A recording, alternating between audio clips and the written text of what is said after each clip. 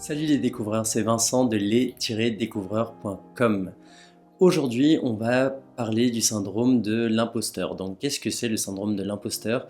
C'est le fait de ne pas se sentir légitime à sa place, de ne pas se sentir suffisamment compétent, méritant lorsque vous êtes à un poste dans une société, lorsque vous parlez d'un sujet, par exemple.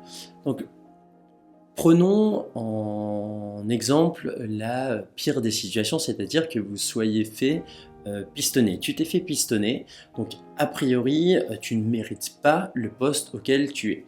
Donc, qu'est-ce qu'on fait? Est-ce qu'on se dit, bon, bah, puisque je suis pistonné, je me morfonds et finalement, voilà, je n'ai rien à faire ici, voire finalement, je repousse l'opportunité?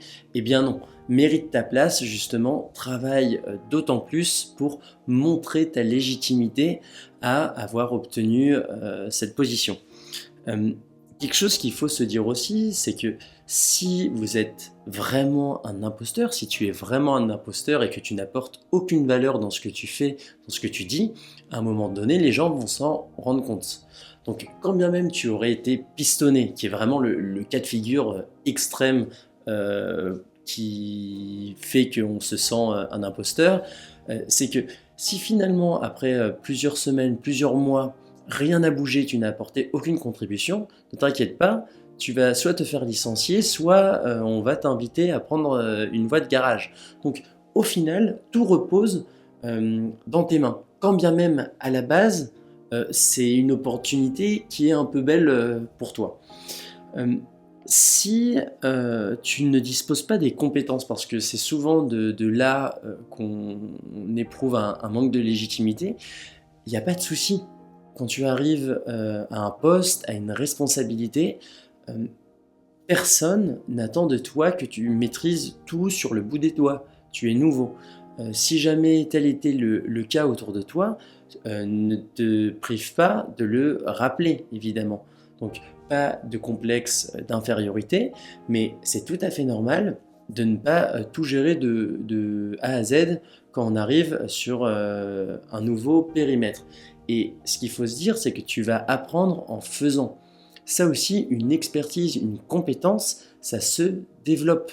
Donc forcément, la personne, l'employé, le responsable que tu es au jour 1, au jour 40 ou au jour 220, a priori, aura progressé et largement progressé. Et d'ailleurs, c'est peut-être ça qui compte vraiment, c'est finalement la tendance de progression plutôt que le niveau de base qui peut-être au début est suffisant, mais quelqu'un qui reste toujours au même niveau, voire derrière, qui apporte de moins en moins de contributions, etc.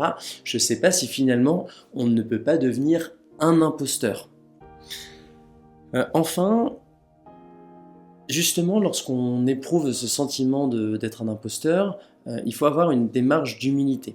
Et c'est là où il ne faut pas manquer de mettre les autres à contribution, de justement les solliciter sur ce qu'on peut faire de bien, de mal. Alors, il y a des façons d'obtenir ces retours des autres, hein.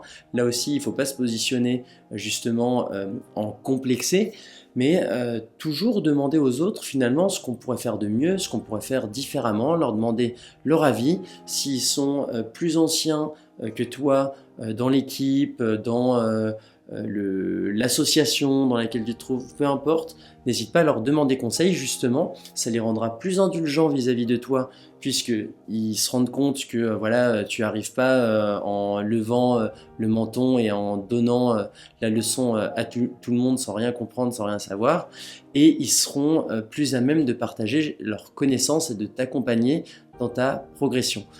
Donc vraiment, le syndrome de l'imposteur, c'est quelque chose que tu te construis toi-même. Ce qui compte, c'est l'action, c'est de prouver justement ta légitimité, mets de l'intensité, mets de l'enthousiasme et cette démarche d'humilité pour apprendre auprès des autres. Et tu verras que ce syndrome de l'imposteur, quand bien même tu peux un peu le ressentir au début, il disparaîtra très rapidement.